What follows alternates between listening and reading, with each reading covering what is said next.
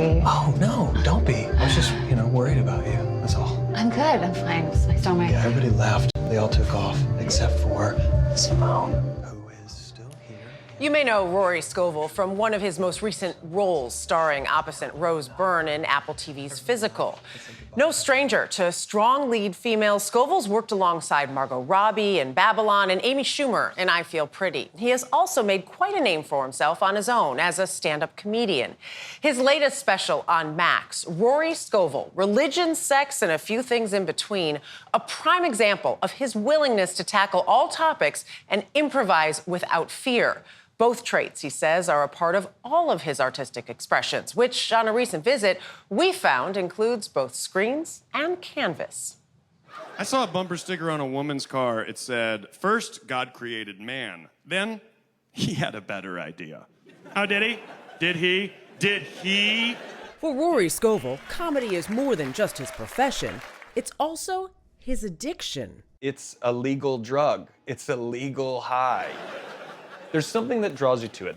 How deep into climate change are you guys willing to go before you murder-suicide your family? And no better place to fuel his addiction Mr. Rory Scovel. than a comedy club. There is something about going up into a room like this, filled with strangers, and saying something that is religious or political or sexual, and somehow a room full of strangers laughing and connecting with that. The Pope's closed. That's not a red flag? That's not a red flag for anybody. That hat. Hey, y'all hold up. I forgot to put my hat on. All right, do I look like God's best friend or not? On stage, Scovel feeding off the audience's energy to become a master of the riff.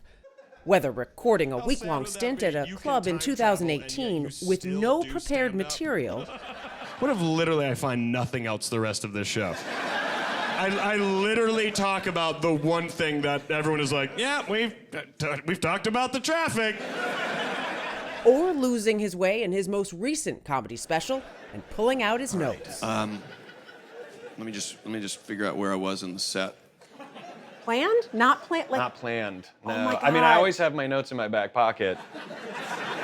And then I just crouched down, and I could feel the energy, I could feel the laugh, and my brain was like, well, why can't this be the show? What if this is how I did my special?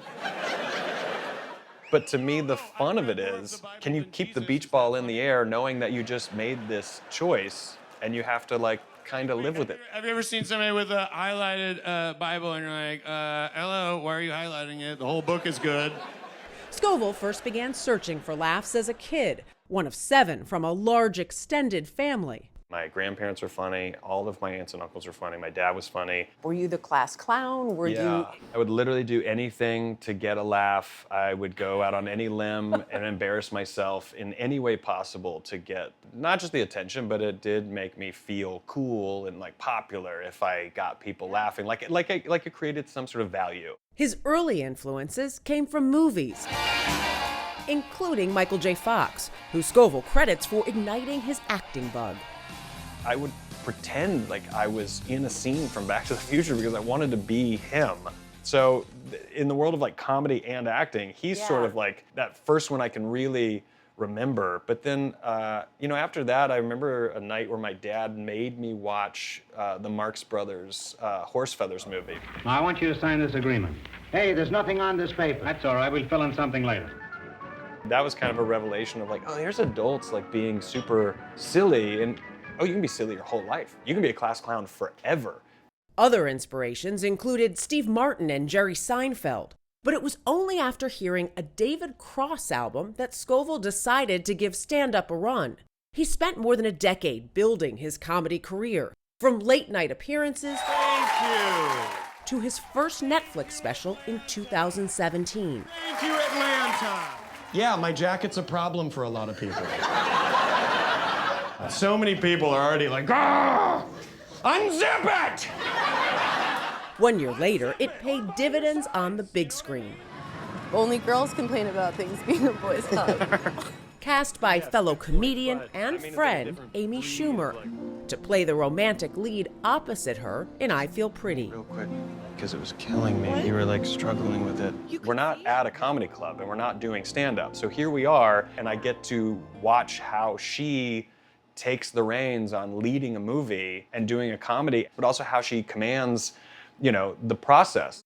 And while acting and comedy remain Scovel's main artistic pursuits, they're not the only ones. This version excites me because I don't think you can get any of them wrong, but you can't get this wrong. He's now also bringing his art to the canvas. I wasn't trying to make any money doing it, so I wasn't focused on, I need this to be good. I can't survive unless this works. Instead, I just was like, I'm just doing this. And then it just became a thing where I really liked doing it. In time, Scovel even started selling his artwork. He says some of his best pieces, like his stand-up material, at their best because of their spontaneity. Can I call a quick timeout? Just quick timeout. So if anyone's reviewing the show, grow up. How did you turn that into a job? That's absurd to me. Unless you think this part's funny, then put it in the review. When you're on stage, right away, they laugh, they don't. You know if something's sort of working. Yeah. How is that different for you as an artist painting versus an artist on the stage? I want you to know that is the best question. I love that because it is significant. To like a painting, you have to get to a place where you have made something and it has to be void of validation. And this, I don't necessarily need the validation, but I do need people to enjoy it and laugh for it to be this dance that we're doing together. There is a give and take. One time my daughter asked me what happens when you die, and I was like, I don't know, and neither does anyone else, and anyone who tells you they know is lying to you. My wife was like, hey, why don't we pull it back a little bit? Do you think you are benefiting from having an artistic expression that isn't reliant on somebody else in your other artistic expression now? Yes, 1,000,000% for both stand-up and for acting. Yeah. And instead of bearing the weight of, but is it good? And will people like it? Who cares if it's good and who cares if they like it? Say that vulnerable thing and then live with it and go from there. Good night. Thank you. And it really is amazing to see how all of those arts intertwine. Follow him on social media. I think he's performing in Atlanta in May. He's just really brilliant. I loved every minute I spent. It was really great. But stand up with no prepared material. Unreal. That's the 2018 show, and I love that he's inspired by David Cross. Yeah. So And we'll be right back.